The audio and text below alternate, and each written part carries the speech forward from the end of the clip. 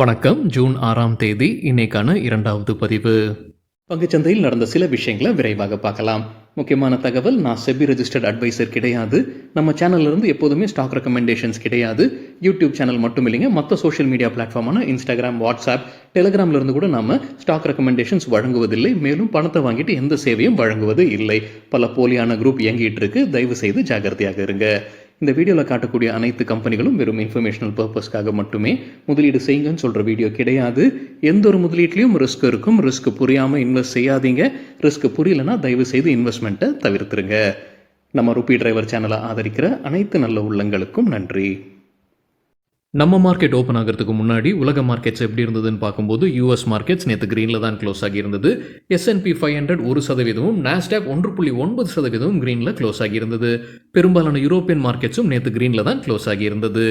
இன்னைக்கு நம்ம market open ஆகிறதுக்கு முன்னாடி ஏஷியன் மார்க்கெட்ஸ் எப்படி இருக்குன்னு பார்க்கும்போது பெரும்பாலும் கிரீனில் தான் ட்ரேட் ஆகிட்டு இருந்தது. குறிப்பாக கிஃப்ட் நிஃப்டி 0.8% கிரீனில் ட்ரேட் ஆகிட்டு இருந்தது. நம்ம மார்க்கெட் ஓப்பன் ஆகிறதுக்கு முன்னாடி எடுத்த ஸ்க்ரீன்ஷாட் இது. இந்த வீடியோ சேர தருணத்தில் நிஃப்டி 1.2% கிரீனில் ட்ரேட் ஆகிட்டு இருக்கு காலையில் 11 மணி அளவில். சில இண்டிவிஜுவல் ஸ்டாக்ஸ் மற்றும் செய்திகள் விரைவாக பார்க்கலாம். யூஎஸ் லேபர் டேட்டா வெளியாகி இருக்கு. எக்கனாமிக் டைம்ஸ்லேருந்து கிடைத்த தகவல் சாஃப்டாக இருப்பதாக வல்லுநர்கள் கருதுறாங்க. அதனால US federal reserve interest rate குறைக்கிறது குறித்து மறுபடியும் பேச்சு எழும்பியிருக்கு. அதே போல யூரோப்பியன் சென்ட்ரல் பேங்கும் அவங்களுடைய இன்ட்ரெஸ்ட் ரேட்டை குறைப்பதற்கான வாய்ப்பு இருக்கு. அவங்களுடைய மீட்டிங் இந்த வாரம் நடைபெற இருக்குன்னு எக்கனாமிக் டைம்ஸ்ல சொல்லியிருக்காங்க. தேடி பார்த்தப்போ இன்னைக்கு வெளியாவதற்கான வாய்ப்பு இருக்குன்னு நினைக்கிறாங்க. அந்த தேதியை இன்னொரு முறை சரிபார்க்க வேண்டும். வல்லுநர்கள் என்ன கருதுறாங்கன்னா 25 பேசிஸ் பாயிண்ட்ஸ், அதாவது 0.25% ECB குறைப்பதற்கான வாய்ப்பு உள்ளதாக தெரிவிச்சிருக்கிறாங்க. ஆந்திர பிரதேஷ் முதலமைச்சராக தெலுங்கு தேசம் கட்சியுடைய சந்திரபாபு நாயுடு பதவியேற்க இருக்கிறாரு. தேதி என்னன்றது தெரியலங்க. மின்ட் பத்திரிகையில் சொல்லியிருப்பது 12ஆம் தேதி, ஜூன் 12ஆம் தேதி பதவியேற்பதற்கான வாய்ப்புள்ளதாக அறிவிச்சிருக்கிறாங்க. டிடிபி ரிலேட்டடான ஸ்டாக்ஸ் நல்லா பர்ஃபார்ம் பண்ணியிருப்பதாக மின்ட் மற்றும் எக்கனாமிக் டைம்ஸில் சொல்லியிருக்கிறாங்க. 20%, 12% நேத்தே அதிகரித்திருந்தது. இன்றைக்கும் நல்லா பர்ஃபார்ம் பண்ணியிருப்பதாக சொல்லியிருக்கிறாங்க. எந்த 2 ஸ்டாக்ஸ் அது? ஒன்று ஹெரிட்டேஜ் ஃபுட்ஸ், நேற்று 20% பர்ஃபார்ம் பண்ணியிருக்கிறாங்க. இன்றைக்கும் நல்லா பர்ஃபார்ம் பண்ணிட்டு இருக்கிறாங்க.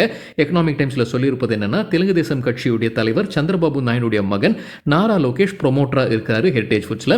முன்ன ஒரு முறை நம்ம பார்த்துருந்தோங்க, சந்திரபாபு நாயுடு கைதார நேரத்தில் இந்த ஸ்டாக் கீழே போனத செய்தியும் நாம பார்த்துருந்தோம். அடுத்தது அமர் ராஜா எனர்ஜி, நேற்று 12% அதிகரித்தது. இன்னைக்கும் நல்லா பர்ஃபார்ம் பண்ணியிருப்பதாக சொல்லியிருக்கிறாங்க. கம்பெனியுடைய MD காலா ஜெயதேவ் டிடிபியுடைய எம்பியா இருந்திருக்கிறார்னு சொல்லியிருக்கிறாங்க. அது அதே மின்ட் மற்றும் எக்கனாமிக் டைம் செய்தியில். மற்றொரு கம்பெனியுடைய பேரும் அடிபட்டிருக்குங்க. KCP அப்படின்ற ஒரு நிறுவனம் பேரும் அடிபட்டிருக்கு. அதனால என்னால் வெரிஃபை பண்ண முடியல. அதை பற்றியும் பார்க்கணும். உங்களுக்கு அந்த KCP கம்பெனி பற்றி தெரியும்னா தயவுசெய்து கமெண்ட்ஸில் சொல்லுங்கள். டிஎம்சியுடைய MP, திரிணாமுல் காங்கிரஸுடைய MP சாகேத் கோகலே செபி கிட்ட ஒரு புகார் கொடுத்திருக்கிறாரு. ஸ்டாக் மேனிப்புலேஷன், அதாவது ஷேர் மேனிப்புலேஷன் நடந்திருப்பதாக அவர் சந்தேகிக்கிறாரு. அந்த குற்றச்சாட்டின் அடிப்படையில் தான் புகார் கொடுத்திருக்கிறாரு. ஜூன் 3ஆம் தேதி ஷேர் மார்க்கெட்டில் மேனிப்புலேஷன் நடந்திருக்கிறதா அவர் சொல்லியிருக்கிறாரு. அதாவது ஜூன் 1ஆம் தேதி எக்ஸிட் போல்ஸ் வந்திருக்கு. எக்ஸிட் போல்ஸ் வழியாகத்தான் இந்த மேனிப்புலேஷனை நடத்தியிருப்பதாக அவருக்கு சந்தேகம். அதனால் புகார் கொடுத்து இதற்காக விசாரணை செபி நடத்த வேண்டும்னு கேட்டுக்கிட்டு இருக்கிறாரு. தகவல் நமக்கு கிடைத்தது எக்கனாமிக் டைம்ஸ்லேருந்து. ஆயில் விலை, க்ரூட் ஆயிலுடைய விலை கீழே போயிருக்குன்னு எக்கனாமிக் டைம்ஸில் சொல்லியிருக்கிறாங்க. எந்தெந்த செக்டர் பயன்பெறுவதற்கான வாய்ப்பு இருக்குது?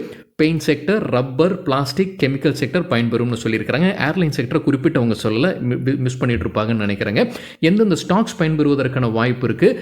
Asian Paints, IndiGo Airlines, Supreme Industries, Balkrishna Industries, Astral, Berger Paints, MRF, Kansai Nerolac Paints, Vinati Science and Technology மற்றும் கிளீன் சயின்ஸ் அண்ட் டெக்னாலஜி. இந்த பட்டியலில் எக்கனாமிக் டைம்ஸ் வந்து இண்டிகோ ஏர்லைன்ஸை சேர்த்திருக்கிறாங்க. ஆனால் ஸ்பைஸ் ஜெட்டை சேர்க்கல, ஏன்றது சரியா தெரியல. ட்ரைடன்ட் லிமிடெட் தற்போது அப்டேட் இருக்கு. அவங்களுடைய உற்பத்தி ஆலையில் நேற்று புதன்கிழமை தீ விபத்து ஏற்பட்டிருப்பதாக சொல்லியிருக்கிறாங்க. டெக்ஸ்டைல் மற்றும் பேப்பர் உற்பத்தி யூனிட்ஸ் இங்கே இருப்பதாக அப்டேட் கொடுத்திருக்கிறாங்க ட்ரைடன்ட் லிமிடெட். ஆப்டெக் லிமிடெட் தற்போது அப்டேட் இருக்கு. Ministry of Electronics and Information Technology கிட்ட இருந்து கிடைத்த ஆர்டர், அதோடைய மதிப்பு 4.5 கோடி ரூபாய். TCNS க்ளோதிங் மர்ஜர் குறித்தான அப்டேட் வெளியிட்டிருக்கிறாங்க. ஆதித்ய பிர்லா ஃபேஷன் அண்ட் ரீட்டைலுடன் அவங்க மர்ஜர் ஆக போகிறாங்க. அதற்காக கம்பெனியுடைய ஷேர் ஹோல்டர்ஸ் ஒப்புதல் வழங்கி இருக்கிறாங்க. 99.9% ஷேர் ஹோல்டர்ஸ் இதற்கு சார்பாக வாக்களித்திருப்பதாக அப்டேட் கொடுத்திருக்கிறாங்க TCNS clothing. KP Green Engineering தற்போது அப்டேட் இருக்கு. பல கிளைண்ட்ஸ் கிட்ட இருந்து கிடைத்த ஆர்டர்ஸுடைய மதிப்பு வெளியிட்டிருக்கிறாங்க. 351 கோடி ரூபாய். BHEL தரப்புல அப்டேட் இருக்கு. அதானி பவருடைய சப்சிடி நிறுவனத்துக்கிட்ட ஒரு ஆர்டர் கிடைச்சிருக்கு. அதோடைய மதிப்பு 3500 கோடி ரூபாய். சப்சிடி நிறுவனத்துடைய பேர் Mirzapur thermal energy private limited. Chhattisgarh மாநிலத்தில் தான் இந்த ஆர்டர் கிடைச்சிருக்குன்னு சொல்லியிருக்கிறாங்க BHEL. BSEக்கு ஜெஃப்ரிஸ் பை ரேட்டிங் கொடுத்துருக்காங்க. எதிர்பார்க்குற டார்கெட் 3100 ரூபாய். நேற்று க்ளோசிங் ப்ரைஸ்லேருந்து ஒப்பிட்டு பார்க்கும்போது 16% அதிகரிப்பதற்கான வாய்ப்பு இருக்குது. பிஎஸ்சி என்எஸ்சியில் லிஸ்ட் இருக்கக்கூடிய நிறுவனம். ஹெச்டிஎஃப்சி பேங்குக்கு யூபிஎஸ் பை ரேட்டிங் கொடுத்துருக்காங்க. எதிர்பார்க்குற டார்கெட் ₹1,900 ஒரு ஷேருக்கு. நேற்று க்ளோசிங்லேருந்து ஒப்பிட்டு பார்க்கும்போது 22% அதிகரிப்பதற்கான வாய்ப்பு இருக்குது. வேதாந்தா டிமர்ஜர் குறித்தான அப்டேட் எக்கனாமிக் டைம்ஸில் சொல்லியிருக்கிறாங்க. டிமர்ஜர் ஆக போகிறதா ஒரு பிளான் வைத்திருக்கிறாங்கன்ற செய்தி நம்ம முன்னே பார்த்தது தான். அவங்க 6 புது கம்பெனிஸாக லிஸ்ட் ஆக போகிறாங்க டிமர்ஜருக்கு பிறகு. இப்போ என்ன புது அப்டேட்னா, ஸ்டேட் பேங்க் ஆஃப் இந்தியா இதற்கு ஒப்புதல் வழங்கியிருக்கிறாங்க. Sun Pharma advance research company தரப்பு வந்து அப்டேட் இருக்கு. கம்பெனியுடைய சீஃப் ஃபினான்ஷியல் ஆஃபீஸர் திரு சேத்தன் ராஜினாமா செய்திருக்கிறாரு. ஆரியன் ப்ரோ சொல்யூஷன்ஸ் தரப்பு வந்து அப்டேட் இருக்குது. கம்பெனிக்கு ஒரு ஆர்டர் கிடச்சிருக்கு. அவங்களுடைய சப்சிடரி நிறுவனம் வழியாகத்தான் ஆர்டர். இன்டெக்ரோ டெக்னாலஜிஸ் வழியாக மியான்மரில் இருக்கக்கூடிய யோமா பேங்க் கிட்டேருந்து கிடைத்த ஆர்டர். அதோட மதிப்போ காலளவோ கம்பெனி வெளியிடலை. சில புரோக்கிங் கம்பெனி ஸ்டாக் ரெக்கமெண்டேஷன்ஸ் கொடுத்துருக்காங்க. தகவல் கிடைத்தது எக்கனாமிக் டைம்ஸ்லேருந்து. பொனான்சா போர்ட்ஃபோலியோட ரெக்கமெண்டேஷன்ஸில் ஜொமேட்டோக்கு buy rating target 195, stop loss 176. Tata consumer ப்ராடக்ட்ஸ்க்கு பை ரேட்டிங் எதிர்பார்க்குற target 1190, stop loss 1111. Choice equity புரோக்கிங்குடைய ரெக்கமெண்டேஷன்ஸில் டிவிஎஸ் மோட்டருக்கு buy rating target 2700, stop loss 2200. டிமார்ட்டுக்கு buy recommendation target 5600, stop loss 4400. 5 ஆண்டிற்கான ஃபிக்ஸட் டெபாசிட்டுக்கு வங்கிகள் என்ன இன்ட்ரெஸ்ட் ரேட் கொடுக்குறாங்கன்னு சிஎன்பிசி டிவி 18 கொடுத்துருக்காங்க. ஒரு கம்பேரிசன் மாதிரி. ஸ்டேட் பேங்க் ஆஃப் இந்தியா 5 ஆண்டிற்கான எஃப்டிக்கு 6.5% வட்டி கொடுக்குறாங்க.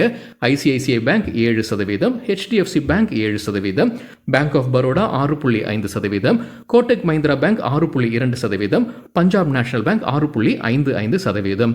ஒரு ஆண்டிற்கான ஃபிக்ஸட் டெபாசிட்டுக்கான interest rate state bank of India 6.8, ICICI bank 6.7, HDFC bank 6.6, bank of Baroda 6.85, Kotak Mahindra bank 7.1% கொடுத்துருக்காங்க. இந்த டேட்டா கிடைத்தது சிஎன்பிசி டிவி 18 இருந்து. மற்றொரு முக்கியமான அப்டேட் என்னன்னா, நாளைக்கு ஆர்பிஐ இன்ட்ரெஸ்ட் ரேட் குறித்தான அப்டேட் வெளியிட இருக்கிறாங்க. அவங்களோட மீட்டிங் 5ஆம் தேதி துவங்கி 7ஆம் தேதி நாளைக்கு முடிவடைந்து அவங்க டேட்டாவை வெளியிடுவாங்க. இன்ட்ரெஸ்ட் ரேட்டில் ஏதாவது மாற்றம் இருக்காதா அப்படின்றது நாளைக்கு வெளியிடுவாங்க அப்படின்றது குறிப்பிடத்தக்கது. ஜூன் 7ஆம் தேதி. சரிங்க, இதுதான் சில விஷயங்கள் என்னுடைய பார்வைக்கு எட்டியது. நன்றி, வணக்கம்.